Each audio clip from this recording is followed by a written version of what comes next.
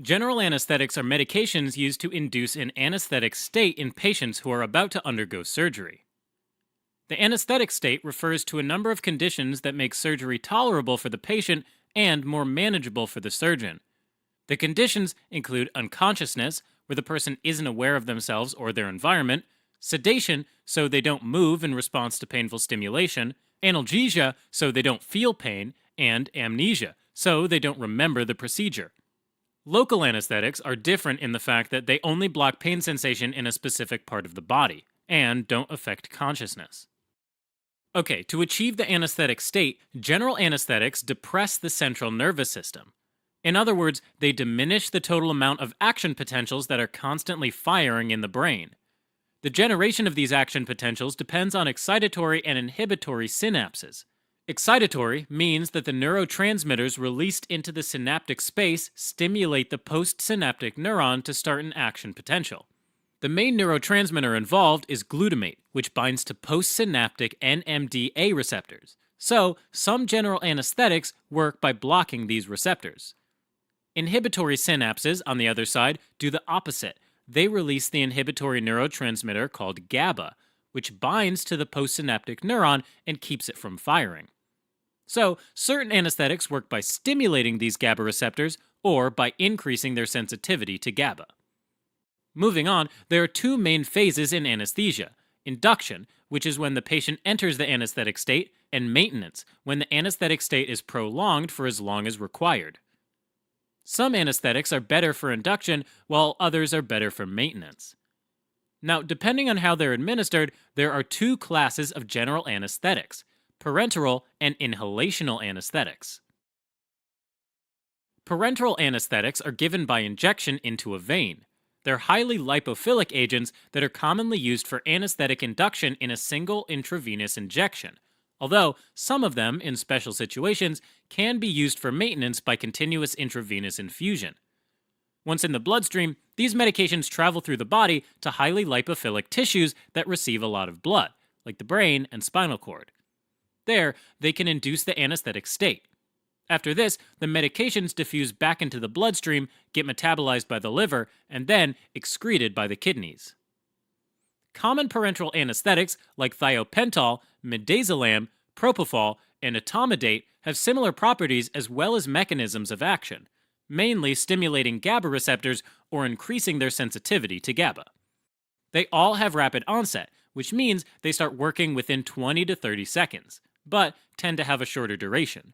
So, they're commonly used for induction of anesthesia and maintenance in short procedures, like tracheal intubation. Thiopental is a barbiturate, and it causes cardiovascular depression, which can lead to hypotension and respiratory depression. It also decreases intracranial pressure, so it can be used in people with traumatic brain injury. Thiopental causes mast cells in the airways to release histamine, which causes bronchoconstriction, making it unsuitable for asthmatics. It diffuses quickly into other tissues, so the duration is very short. Midazolam is a benzodiazepine, and it has a slower onset than the other medications in this group, but a longer duration. It causes less respiratory and cardiovascular depression than thiopental, but it can cause cognitive dysfunctions like amnesia, and postoperative respiratory depression, which can be reversed with flumazenil, a GABA antagonist. Next, we have propofol, which has a short duration, so recovery is faster, making it a good choice for outpatient surgery. It's preferred over thiopental since it doesn't cause bronchoconstriction, but it does cause vasodilation and cardiovascular depression, which leads to hypotension. However, in rare cases, it can also inhibit mitochondrial fatty acid metabolism and cause propofol infusion syndrome, where the person experiences bradycardia, heart failure, metabolic acidosis, rhabdomyolysis, and enlarged or fatty liver. Finally, etomidate is a medication that causes less cardiovascular depression, so it's preferred for patients with coronary artery disease, cardiomyopathy, cerebral vascular disease, or hypovolemia, who are at greater risk for hypotension. The downside is that it causes adrenal suppression. Now, ketamine is quite different from other parenteral anesthetics. First off, its main mechanism of action is blocking NMDA receptors. It has a rapid onset, but a longer duration than other parenteral anesthetics. Ketamine increases cerebral blood flow and increases intracranial pressure. It stimulates the sympathetic nervous system, which results in increased blood pressure and cardiac output, as well as dilation of the bronchi. So, ketamine is suitable for patients at risk of hypotension and for asthmatics. Ketamine causes a state called dissociative anesthesia, where the patient is not completely unconscious. They can breathe, open their eyes, swallow, and move involuntarily. Thankfully, they don't remember the procedure or feel pain. A disadvantage is that when the patient wakes up, they can have hallucinations or delusions for a short while. Okay, now let's switch gears and look at inhaled anesthetics. Unlike parenteral agents, inhaled agents have a small therapeutic window, so the dose needed to produce the desired effect and the toxic dose are very close. Inhaled anesthetics are gases or volatile liquids given through a mask or a tracheal tube for the patient to inhale. The anesthetic then goes from the alveoli of the lungs into the blood, and finally to different parts of the body. When the anesthetic agent has a high lipid solubility, it accumulates over time in the body fat, increasing its potency. On the other hand, inhaled anesthetics with high blood solubility will bind to blood proteins and tend to have slower onset and recovery. Each one of the inhaled anesthetics is better suited for specific patients according to their side effects. Let's start with nitrous oxide, which acts as an NMDA receptor antagonist. It has a very low solubility in blood and lipids, so induction and recovery from anesthesia is rapid, but its effects are weaker. So in order to achieve anesthesia on its own, the patient needs to inhale pure nitrous oxide, which is unsafe, since it means that they're not getting any oxygen. However, at lower concentrations, nitrous oxide has an analgesic effect, so it's used in dentistry. Now, nitrous oxide also has a second gas effect, which means when combined with other anesthetics, it lowers the therapeutic dose required for the other agents. It's important to keep in mind that the respiratory system normally responds to hypoxia by increasing the respiratory rate, but nitrous oxide diminishes this response. As a result, it's hard to notice hypoxia because we don't have signs like tachypnea. That's why it's important to monitor arterial oxygen saturation at all times. In addition, nitrous oxide can cause expansion of trapped gases in closed body cavities, so its use is contraindicated for people with pneumothorax and bowel obstructions. But the silver lining is nitrous oxide is the only inhaled anesthetic that doesn't cause malignant hyperthermia, which is an important side effect we'll talk about later. Next, we have the halogenated inhalational anesthetics, and their suffix is -ane. Common medications in this class include halothane, enflurane, methoxyflurane, and desflurane.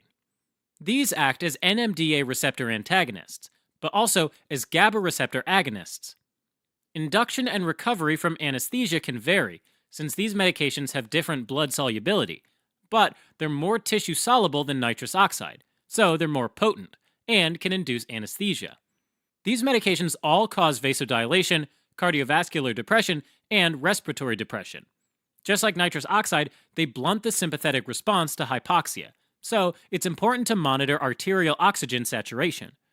Finally, these medications increase the blood flow to the brain, which can lead to increased intracranial pressure. Okay, let's go over each medication. Halothane dilates the airways, so it can be used in asthmatics. However, halothane is no longer used in developed countries like the US due to its severe and sometimes fatal hepatotoxicity. Methoxyflurane is also not widely used anymore since it causes nephrotoxicity. Desflurane has a pungent, musty smell and can cause airway irritation, leading to coughing, so it's not used as an induction agent. Enflurane, on the other hand, lowers the seizure threshold, so it's contraindicated in people with epilepsy. Alright, like we mentioned earlier, there's one last side effect shared by all halogenated anesthetics, and that is that they can cause a life-threatening condition called malignant hyperthermia, which is where the anesthetic agents cause increased release of calcium stored in muscle cells, causing them to contract without resting and to generate heat. This is especially true in people with a mutation of the RYR1 gene that makes them more susceptible. Symptoms include muscle rigidity, rhabdomyolysis, hyperthermia, metabolic acidosis, and tachycardia. Now, let's make a simple and fun mnemonic that'll help you efficiently memorize these pharmacology facts. Okay, let's start with a river, or a stream, or whatever, some kind of flowing body of water, and that's where we'll put parenteral anesthetics that go into the blood, and a field of fragrant flowers, where we'll put the inhaled anesthetics. So, by the river, there's a dazzling maiden for midazolam, and she's throwing flower petals into the river for thiopental. She has many suitors, and one of them is a folk singer who's proposing to her through song, which represents propofol. Next, there's a young man named Tom, who's holding up a sign that says, "Will you go on a date with me?" He represents etomidate. You can tell she's truly dazzling because all these people still want to date her even though she's standing on a pile of garbage. So, these medications all work on GABA receptors. Standing farther away, there's a man who's ignoring her so he can focus on training his karate moves, and he represents ketamine. He's got a bindle since he's a nomad to help you remember the fact that ketamine works on the NMDA receptor. Okay, for side effects and contraindications, let's put the maiden's heart in a big block of ice. So this way, you know that she and the drugs around her, like thiopental, propofol, and etomidate, cause cardiovascular depression, which can lead to hypotension. Etomidate is further away from her, so you can see it has less cardiovascular depression compared to the others. And ketamine isn't interested in her, so it doesn't have this side effect at all. Now, there's an asthma inhaler in the river with the flower petals to help you remember thiopental can trigger asthma attacks. The maiden has a breathing mask for post-operative respiratory depression, and she's got a question mark above her head since she tends to forget her suitors' names, which represents amnesia. For propofol, let's have a giant liver with a piece of butter on it to help remind you of propofol infusion syndrome, which decreases fatty acid metabolism and leads to a fatty enlarged liver. Next, ketamine causes delusions and hallucinations.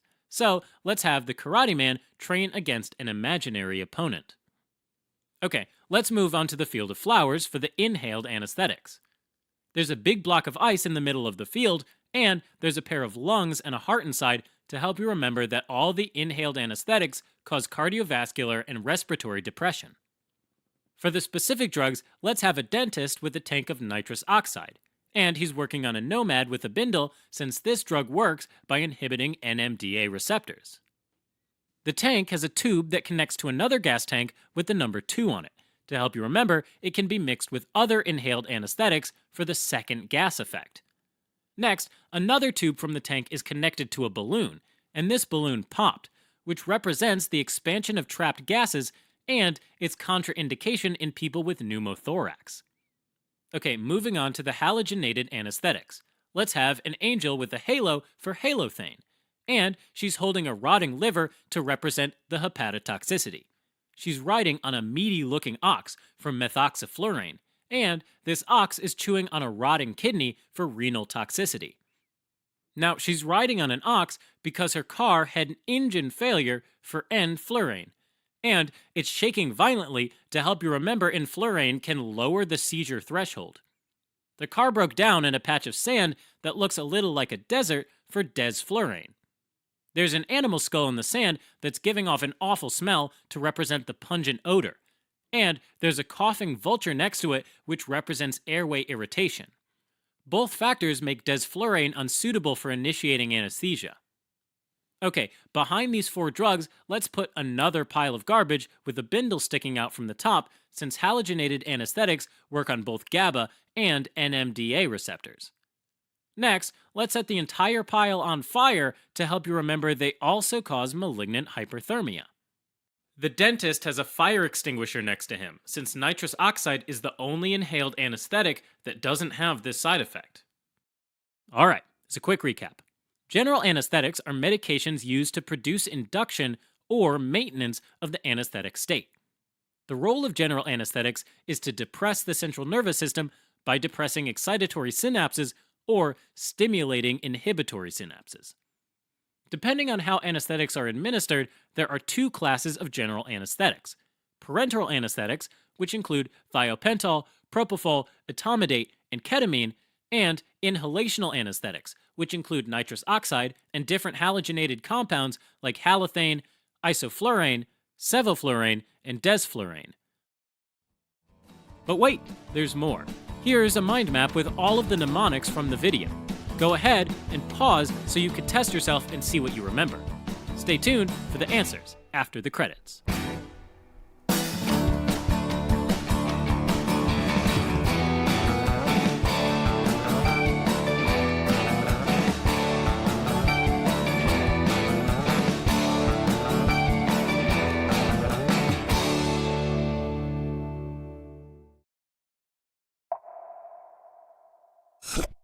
Local anesthetics are medications used to reversibly block pain sensation in a specific part of the body in order to perform small surgical procedures.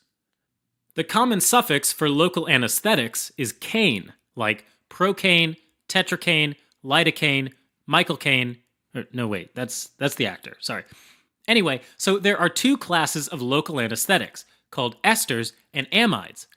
Both classes inhibit conduction of action potentials across nerve fibers by blocking sodium channels, and thus the perception of pain by the brain. Pain is sensed by receptors called free nerve endings, which are the first-order neurons in the pain pathway. These neurons send their exons to synapse with second-order neurons in the spinal cord, which carries the sensory information to the brain, and then you feel pain. Free nerve endings can be triggered in several ways: by mechanical stimulation, like getting punched, by thermal stimulation, like heat and cold, or by chemical stimulation from molecules, like bradykinin and histamine. These noxious stimuli trigger the opening of cation channels on the membrane, called transient receptor potential channels. This allows sodium and other positive ions to flow into the cell. The extra positive charge that flows in makes the cell less negative, which is called depolarization. This depolarization causes nearby voltage-gated sodium channels to open up as well, setting off this chain reaction that continues down the entire length of the axon. Now, voltage-gated sodium channels are unique because they have inactivation gates on the intracellular side. At resting membrane potential, the channel is closed. When the membrane depolarizes, the channel opens and sodium ions rush into the cell. A few milliseconds later, the inactivation gate closes and blocks sodium from entering the cell even though the channel is still open.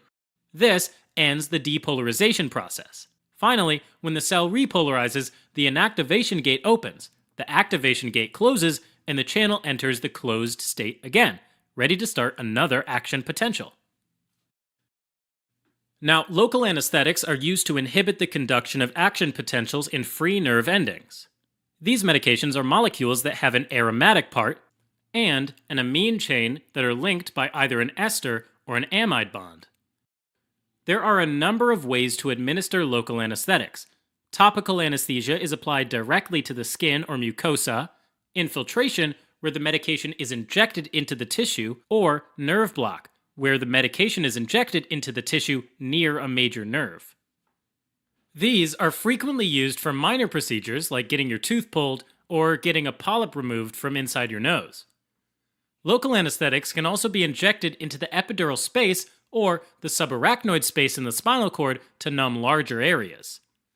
This is often useful for orthopedic procedures like joint replacement, C-sections, or pain management during child delivery. Once administered, local anesthetics are rapidly absorbed into the bloodstream. This decreases the effect at the target area and increases the systemic side effects. To correct this, vasoconstrictors like epinephrine are given to diminish blood flow to the site. Okay, once the anesthetic reaches the neurons, they'll go inside the cells. However, if the pH in the surrounding tissue is low, like if there's hypoxia or an infection, some of the medication will become ionized and won't be able to cross the cell membrane. Once inside the cell, the medication binds to voltage-gated sodium channels on the cytoplasmic surface of the membrane. Local anesthetics are state-dependent, meaning they're more likely to affect neurons that are firing more rapidly. This is because they bind more tightly to inactivated sodium channels and prolong the inactivated state. This way, the action potential will not be able to travel up the neuron's axon and we do not register the pain. Local anesthetic has a larger effects on nerves that are small and myelinated, which is good since nerve fiber carrying the pain sensations are usually small. At larger doses, they can also block conduction of temperature, then touch, then pressure, and finally, there's a loss of motor function entirely. Local anesthetics can be divided into esters and amides based on their molecular structure. Esters are made up of an aromatic part and a basic chain linked by an ester bond. This class of medications includes cocaine, benzocaine, procaine, and tetracaine. Cocaine and benzocaine are surface anesthetics for topical use only, since they have serious side effects. Cocaine is the only local anesthetic that blocks the reuptake of catecholamines, which are neurotransmitters in the sympathetic system in charge of the fight or flight response. This causes catecholamines to build up and leads to vasoconstriction, tachycardia, and arrhythmia. It also blocks the reuptake of dopamine, a neurotransmitter that regulates the reward pathway. Increase in dopamine causes the euphoric feeling associated with cocaine, and it can lead to addiction. Benzocaine can cause methemoglobinemia, where the heme in the red blood cells gets oxidized from the iron 2+ state to the iron 3+ state, and they lose their ability to transport oxygen. This causes the blood to take on an unhealthy chocolate color and can lead to cyanosis. Procaine has a short duration of action, but its potential to cause side effects, both in the central nervous system and in the cardiovascular system, is really high. Tetracaine has a long duration of action and is commonly used in spinal and corneal anesthesia. Now, amide anesthetics are made up of an aromatic part and a basic chain linked by an amide bond. When someone is allergic to the ester anesthetics, we can use the amides, or vice versa. This class of local anesthetics includes lidocaine, mepivacaine, and bupivacaine, among others. And they're metabolized at different rates by cytochrome P450 enzymes in the liver. Lidocaine is the most frequently used amide local anesthetic. It has an intermediate duration of action and can be used in almost any situation, from topical to spinal anesthesia. Mepivacaine also has an intermediate duration of action, but it's toxic for newborns, so it's contraindicated for pregnant women. Bupivacaine has a long duration of action, and its main application is in epidural anesthesia during labor. This medication is very cardiotoxic and can cause severe myocardial depression if the medication is accidentally administered into a blood vessel. Both amide and ester local anesthetics have similar side effects. If these medications get into the bloodstream, they can cause inhibition of the central nervous system. First, they decrease the activity of inhibitory neurons, which leads to restlessness, anxiety, and even seizures. At larger doses, they can decrease the activity of all neurons and lead to depression of the central nervous system as well as respiratory depression, which can lead to death. In the cardiovascular system, local anesthetics, in general, have a similar effect as in neurons. They decrease the rate of action potentials on myocytes of the heart, which can cause bradycardia and decreased cardiac output. In addition, local anesthetics generally cause vasodilation, which can result in further hypotension.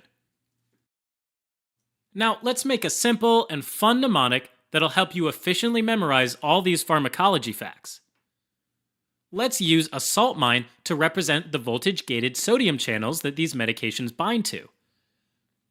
There's a miner taking a nap in front of the mine because the local anesthetics bind to channels in the inactive state. He can't get into the mine because someone spilled acid by the entrance. This represents acidosis preventing entry of the drug into the cell. Since small myelinated nerves are affected first, we can make the miner skinny and give him a blanket. Near the entrance of the mine are two large statues. An Easter Island head represents the esters, and a gold statue of King Midas, who turned everything he touched to gold, represents the amides. On top of the Easter Island head are the esters reserved for topical use only. There's Benjamin Franklin to represent benzocaine. He's drinking a giant can of cola to represent cocaine, because Coca-Cola used to have cocaine as an ingredient. That's true. Old Benny Franklin also has a melting chocolate bar in his pants to represent methemoglobinemia, which turns your blood a chocolate color. There's a cat on the cola to represent increased catecholamine, and the cat is eating a big chunk of cookie dough to represent increased dopamine. Now, on one side of the statue is a stack of Tetris blocks for tetracaine. They're stacked high to represent its long duration. At the bottom of the stack is a pudgy porcupine for procaine. It's too fat to climb up, so, that helps you remember, it has a short duration. Now, let's look at the statue of King Midas. In one hand, he's holding a map to his treasure, which represents mepivocaine. His other hand is holding a garbage can lid as a shield, for lidocaine. He's holding them at a medium height to represent their medium duration.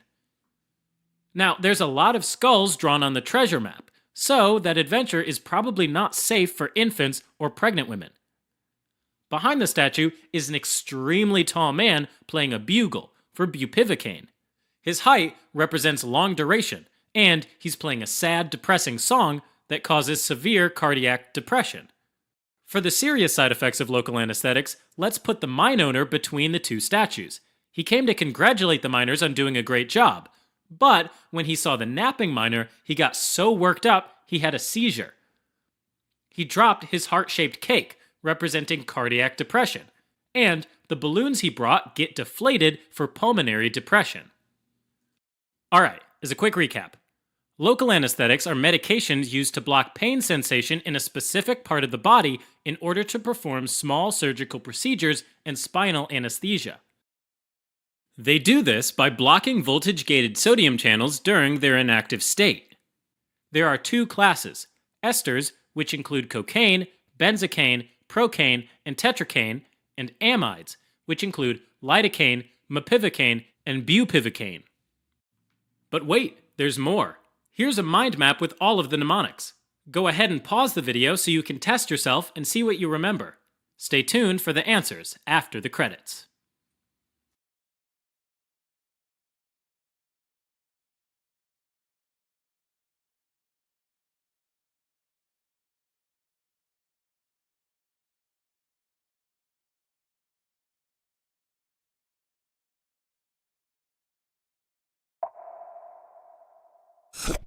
Neuromuscular blockers are a class of medications that prevent acetylcholine from acting at the neuromuscular junction, which prevents the triggering of skeletal muscle contractions.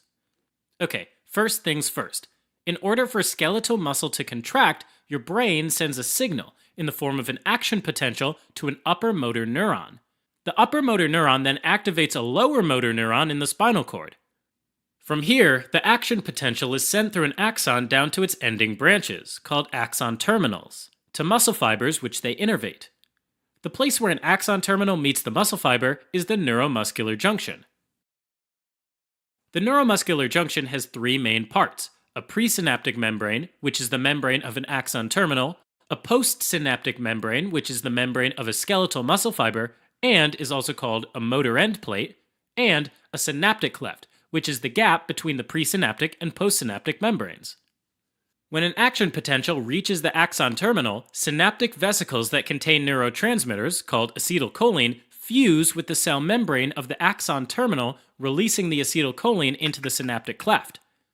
The acetylcholine then diffuses over to the motor end plate on the muscle fiber and binds to ligand-gated ion channels, also called nicotinic receptors. When that happens, these ligand-gated ion channels open up, letting lots of sodium ions rush into the skeletal muscle fiber, and a few potassium ions leak out of the cell as well. But overall, there's an increase in positive charge on the inside of the muscle fiber, causing it to depolarize.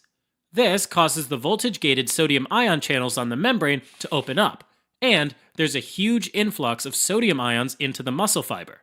This leads to a generation of an action potential, which rapidly spreads along the entire membrane, causing the whole muscle fiber to contract. When the signal sent from the lower motor neuron stops, this causes synaptic vesicles full of acetylcholine to stop fusing with the membrane, while molecules of acetylcholine that are left behind within the synaptic cleft are chopped up by an enzyme called acetylcholinesterase, and muscle contraction stops. Alright, so neuromuscular blockers are medications that block the interaction between acetylcholine and nicotinic receptors at the neuromuscular junction. This leads to skeletal muscle relaxation. And based on their mechanism of action, they're classified into non-depolarizing and depolarizing blockers. So, non-depolarizing neuromuscular blockers can bind to the same binding sites on the receptor as acetylcholine, but they don't trigger the opening of ion channels. So, when administered, they compete for these binding sites on the receptors, which leads to decreased depolarization of the muscle fiber and a weaker contraction. This group of medications includes atracurium, vecuronium, rocuronium, pancuronium, and tubocurarine. You can keep these organized because they all have cure in their name.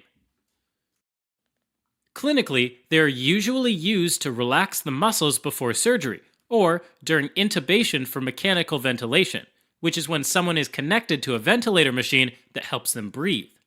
They can also be used as general anesthetics during surgical procedures. So, typically, non-depolarizing neuromuscular blockers are injected intravenously, and in less than a couple of minutes, they begin paralyzing small muscles of the face and fingers. Then, larger muscles in the neck, torso, and limbs, and finally, the diaphragm. Gradually, in about 40 to 90 minutes, these muscles start recovering in reverse order. So, first the diaphragm, then the limbs, torso, neck, and then the fingers and the face. Now for the side effects. They occur more frequently with atracurium. Specifically, atracurium induces histamine release, which causes bronchoconstriction, or narrowing of the airways, as well as vasodilation, or blood vessel relaxation, and thus causing hypotension, reflex tachycardia, and flushing, or reddening of the face. At the same time, it produces a toxic metabolite called laudanazine. Laudanazine is neurotoxic, so if it's not properly excreted in the urine, like in individuals with kidney failure, it can build up in the blood and trigger seizures. Now, reversal of these side effects can be achieved by giving cholinesterase inhibitors, like neostigmine, which inhibits the degradation of acetylcholine by cholinesterase. This raises the concentration of acetylcholine in the synaptic cleft, which will outcompete the neuromuscular blockers for the receptor sites. Next, there are depolarizing neuromuscular blockers. What these do at first is mimic the actions of acetylcholine. They stimulate the nicotinic receptors, opening up the ion channels, which leads to depolarization of the motor end plate. This may be seen as temporary muscle contractions, or twitching, known as fasciculations. And that's phase 1, or the prolonged depolarization phase. But the thing here is that these medications can't be broken down by acetylcholinesterase in the synaptic cleft, so that depolarization goes on and on until the nicotinic receptors become desensitized, meaning it starts to get tired of responding and shuts down, letting the motor end plate repolarize, which allows the muscle to relax. This is known as phase 2, or the repolarization and desensitization phase. Now, the only medication still used from this group is succinylcholine. Clinically, it's most often given in an emergency setting where a breathing tube must be inserted quickly, or for short surgical procedures. So, once succinylcholine gets administered intravenously, its effects are seen in less than a minute. However, this effect lasts less than 10 minutes because it rapidly leaks into the plasma, where it gets broken down by another enzyme called pseudocholinesterase. In fact, certain individuals with a deficiency or reduced activity of this enzyme will be more prone to accumulating succinylcholine, so they might not be able to use their muscles to move or breathe for hours after administration. In other cases, succinylcholine might trigger malignant hyperthermia, which is a rare, life-threatening complication that involves extremely high fever and severe muscle rigidity. Finally, prolonged opening of the ion channels of the nicotinic receptors during the depolarization phase lets a whole lot of potassium ions into the extracellular fluid, leading to hyperkalemia, and possibly even serious cardiac arrhythmias. Now, we want to make a simple and fun mnemonic that'll help you efficiently memorize and retain all of these pharmacology facts. So, pack your bags. Let's go on a safari. One side of the park resembles the North Pole, where we put the depolarizing medications, while the other side of the park is a desert for non-depolarizing medications. Okay, so on the desert side, we have a vet that cures the animals. He represents the medications that have cure in their name, like atracurium. Right now, he's intubating a giraffe that's about to undergo surgery to help you remember their main indications. A stag with neon glow sticks on his antlers represents neostigmine, and it's headbutting the vet to help you remember cholinesterase inhibitors like neostigmine can be used to reverse the effects of non-polarizing neuromuscular blockers. For side effects, let's have some animals watch the procedure. These animals all love the vet and compete for his attention, which will help you remember that non-depolarizing neuromuscular blockers are competitive inhibitors. There's a snake going hiss for histamines, and it's got red cheeks to represent flushing. Next is another giraffe with a neck brace for bronchoconstriction, and a bunny holding a heart for tachycardia. Let's put a kidney having seizures next to the animals to help you remember these medications have neurotoxic metabolites and should be avoided in people with kidney diseases. Okay, on to the depolarizing neuromuscular blockers. This area is where people come to rest and cool off from the safari, which helps you remember that these medications make the muscle fiber depolarize continuously until it gets tired and needs a break. So, there's a man sucking cola from a large straw for succinylcholine. The straw reaches all the way into his trachea to help you remember it's also used for intubation. For side effects, let's have a pile of bananas for hyperkalemia next to the visitors as their snack. Now, let's have one of the resting men be frozen in a block of ice where he can't move or breathe to represent the effect this medication has on people with pseudocholinesterase deficiency. Next to him is a man on fire to represent malignant hyperthermia. Alright, as a quick recap. Neuromuscular blockers inhibit the actions of acetylcholine on nicotinic receptors at the neuromuscular junction, achieving muscle relaxation. They're divided into non-depolarizing blockers like atracurium, vecuronium, rocuronium, pancuronium, and tubocurarine, which compete with acetylcholine for the receptor and are used in mechanical ventilation and to aid in surgery, as well as depolarizing agents like succinylcholine, which cause prolonged stimulation and subsequent desensitization of the receptors, and can facilitate tracheal intubation or brief surgeries. But wait, there's more. Here's a mind map with all of the mnemonics. Go ahead and pause the video so you can test yourself and see what you remember. Stay tuned for the answers after the credits.